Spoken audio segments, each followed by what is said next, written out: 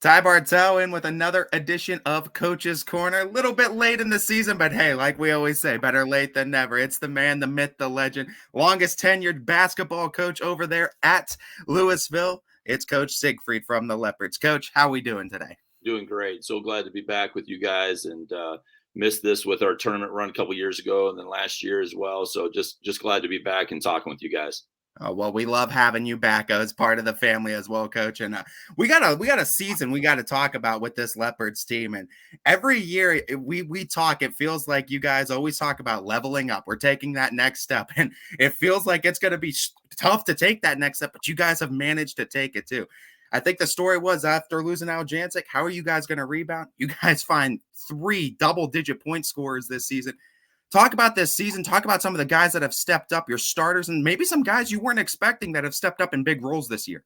Yeah, I think roles is the key term there, and we had obviously the loss of Will, and when you lose a guy that's first team All Ohio in Division One, that's a loss.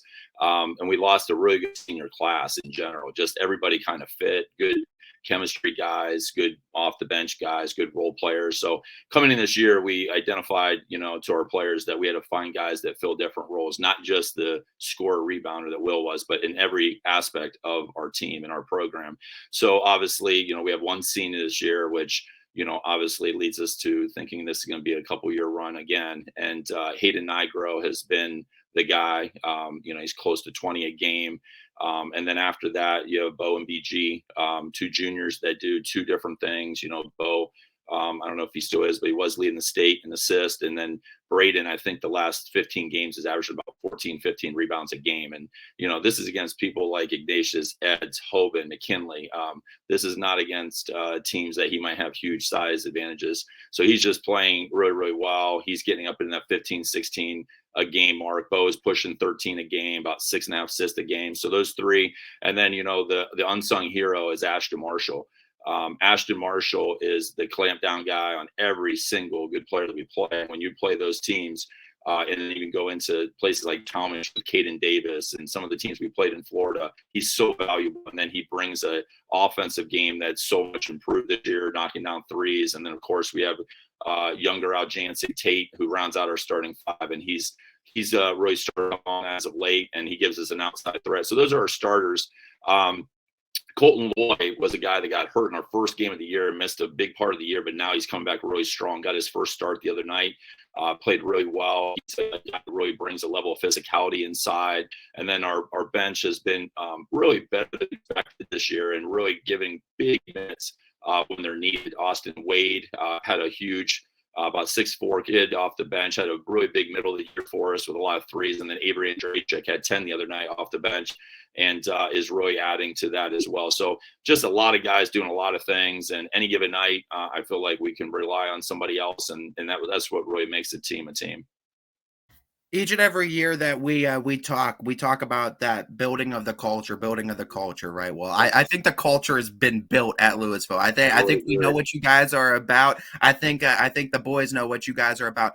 Would you say it's harder to build the culture or maintain the culture? Because now you're in that position of we're trying to maintain the culture here at Louisville.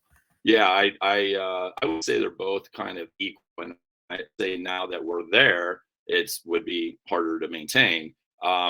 If you talk about my first years here, trying to change the mindset and what my expectations were and trying to get everybody else sped up to that, I would say building it. But once you get there, it's more about expanding the culture, I think. So, we started off as, okay, we beat the Hoover, we beat Lake pretty consistently. We got a big win against Ignatius back in 2016. And we wanted to expand that. We became one of the premier teams in the county. And then this year being every single week in the top 10, I think as high as number 5 in the state of Ohio in OHSAA. I think now we're starting to expand out into Ohio and beyond. This week, we actually got mentioned as the number 14 team in the country for schools under 1,000 student population, only team in Ohio to be there. So that was a really big confidence booster for us in our program. But, overall, it's just about doing things the way we do them and not worrying about the different items that maybe get in the way, the distractions, and making sure that we keep doing what we do and we can't really control the outside. Would it be fair to say that one of this program's next goals is to make that Final Four run and get to Dayton and get to be a part of that atmosphere? Oh, without question. That's the number one goal of the program for a while now, to be very honest with you. We were really close 2 years ago. Obviously, ran into that juggernaut of St. Vincent St. Mary, and after they finished out their state championship, didn't make me feel as bad in the regional final because there wasn't really too many teams getting in their way that year. But we tasted it, we felt it. Our kids wanted more, and I really believe that a lot of those kids are still on this team. When we made that run, we had two freshmen playing in the top six, and then our sophomore at the time was Hayden Nigro. So they've been around for a while. They know what to expect. Our younger teams know what to expect. It's been the mentality here at Louisville now for a while. There's very few games at Louisville that aren't a capacity crowd now, and it just makes it a lot of fun. The program, people are looking forward to it during the winter, and I'm just excited and proud of what we built here. And there's a lot of people that are responsible for that. Youth coaches, the community, our 6-man student section, all the way down to our pep band. Just a lot of people that really added to it and make this a great environment to play and coach in. You talk about the youth levels too, and I think every great coach of a great program will tell you that it starts and ends in those youth levels, right? You got to have those Yep. feeders to the Yep. varsity level. What is it that take in the Louisville program too? How do you guys get the interest of them young, keep them interested in basketball throughout middle school all the way into the high school level? Yeah, well, you heard it here first, and I'm gonna let you in on something. I actually enjoy the youth more than anything. It's so refreshing. I was just there this morning. I was over at Jackson watching our 6th grade play at 10 a.m. and they got a big win against Jackson. And to see those kids and know where their direction is going, their path. I was able to watch 3 youth games yesterday. This year, I believe we had 12 or 13 travel teams, which for a school our size, I mean, we have more travel teams than most in the county, and we're significantly smaller than most of those like Jackson, McKinley type teams. But our like I said, our community has bought in. We go through our in-house league, then we go to our travel leagues. They go out, they play the best competition out there. And it's just rewarding for me all these years of traveling all over the county, sometimes as far as Cleveland, to watch our youth make sure they knew that they were connected to me. I could tell you right now that I know a lot of my 1st and 2nd graders that are my little dribblers. I know what they're doing. I know what they're all about, and trying to make them excited, keep them involved, and letting them prosper throughout the program. How do you do it, man? How do you get involved in all those levels too, and still be able to get yourself some sleep preparation for games too? How is it I'm challenging? I gotta imagine. Yeah, I'm gonna plug McDonald's here a little bit. McDonald's black coffee. That's how you do it. And there's not too many it's pretty bad. You go through the Louisville McDonald's and they know you by voice now because of how many times I go through there. But it's a lot of time. It's a lot of time. But I believe if something's worth doing, you do it as best you can. And I get a lot of reward of seeing these kids being led down the right direction of work ethic and perseverance and character building, because I think that's what it's all about. We use sports as an avenue to build strong human beings. And, I saw it with my daughter who's now playing college volleyball. I see it with my own son who's on this team. And that's what I take a lot of pride in. I like to see the success of my players, not just here, but then once they leave as well, when they become attorneys or CPAs or whatever their desired military, whatever their desired profession is, that's what gives me the most reward. And I know you can't do it yourself. And you mentioned the great staff and the great people around you. I always like to give the opportunity to shout out the staff and some other big names in this Leopards program that make it the program it is. Yeah, obviously the youth coaches, just way too many, but the youth coaches, a lot of times dads that step up and help out. A couple years back, I relied on Drew Noble and his dad, who had no affiliation of anybody in the program, and they coached 2 years in the youth for me. Just stepped up and helped our 7th grade team, who this year went through 11-4 season. Our 8th graders were 17-0 this year. Won the finals by 30 in the 8th grade finals. But my immediate staff is really the key to why we have been what we are. We've been together for a long time. And when you have continuity within your staff, it just makes a world difference. We don't have to say anything to each other. We just know what we're doing, when we're doing it.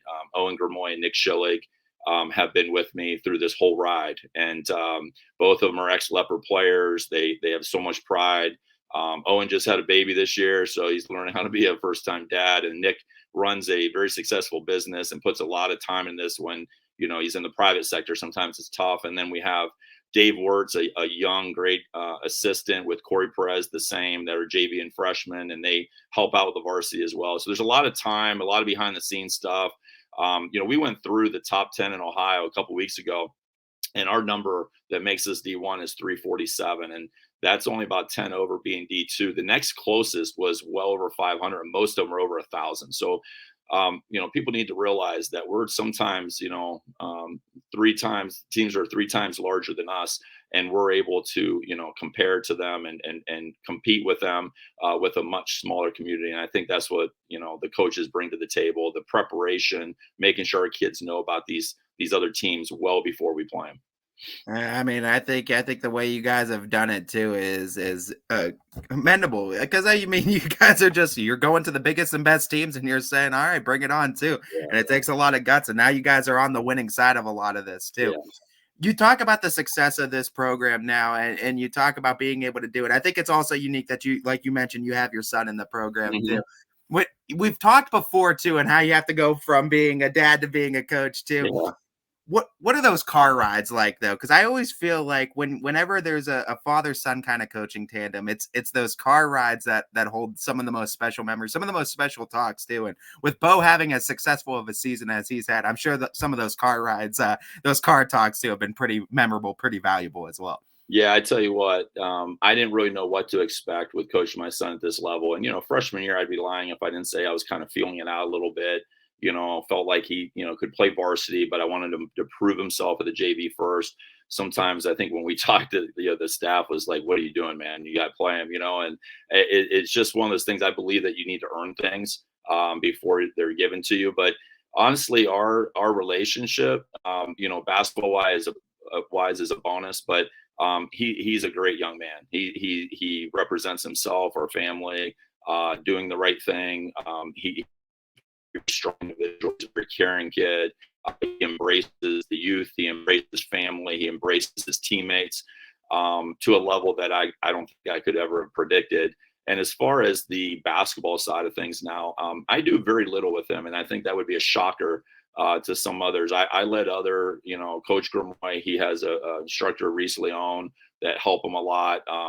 And I think that's important to hear other voices. He knows my opinion on things. And I will tell you this, that it's transformed into me talking a lot in these car rides to him talking a lot and basically saying, you know what, I don't think we should run our zone. I think we could do this. I think we could do that. So that's been really cool to see how much of an impact it's on his team now. And I've kind of given him the keys to the car when it comes to running the show on the floor. And I ask his opinion a lot. And I think that's what's made this relationship really work, and trust that I have in him and trust he has in me, that we're going to do what's best for the team, no matter what the situation is between us.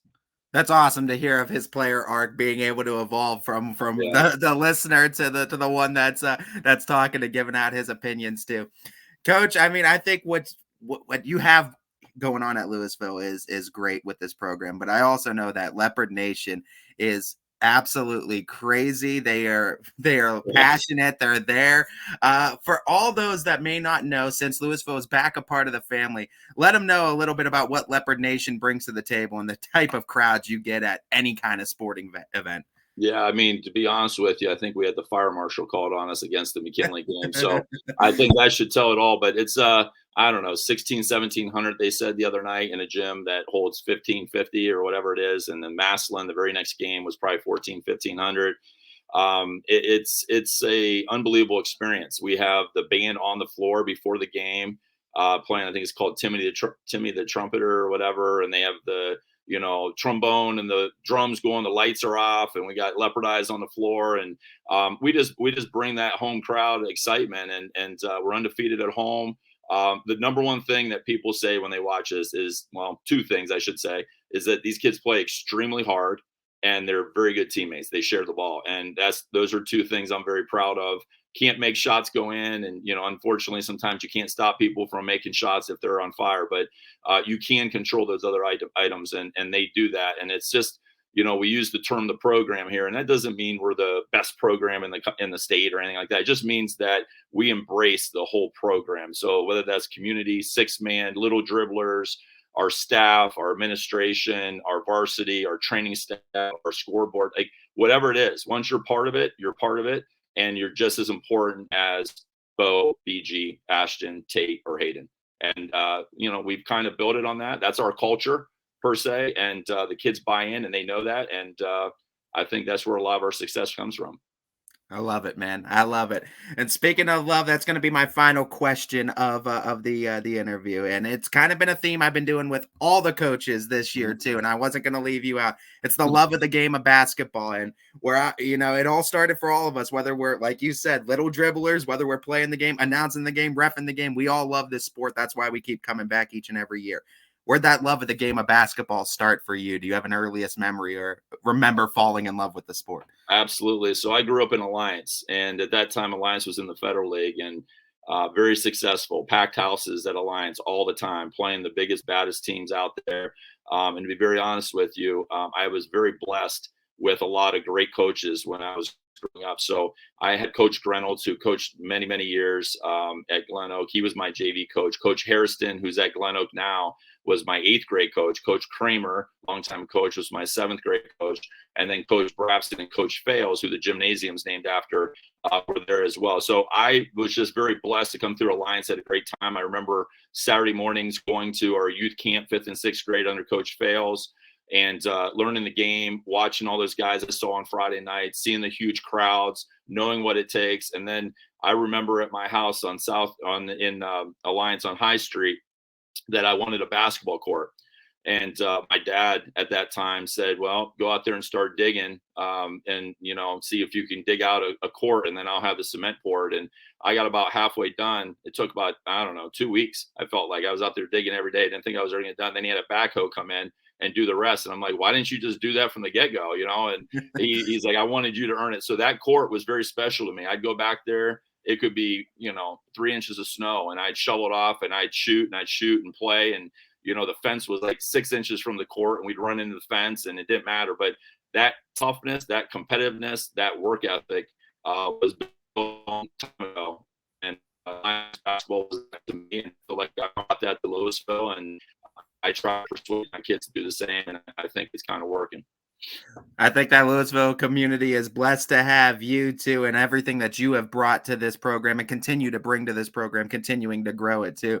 We're all behind you here at YSN Live, and we're so happy to have Louisville as part of the YSN family once again. We're rooting for you in this tournament run, and we hope that the Leopards finally are able to obtain that ultimate goal this year. I appreciate you, Ty, and really happy to have YSN back. And I think it's perfect timing so we can start having these talks on our tournament run as we go down. No doubt, Coach. I'm excited to start having them. This has been a first edition of Coach's Corner for this season with Coach Tom Siegfried.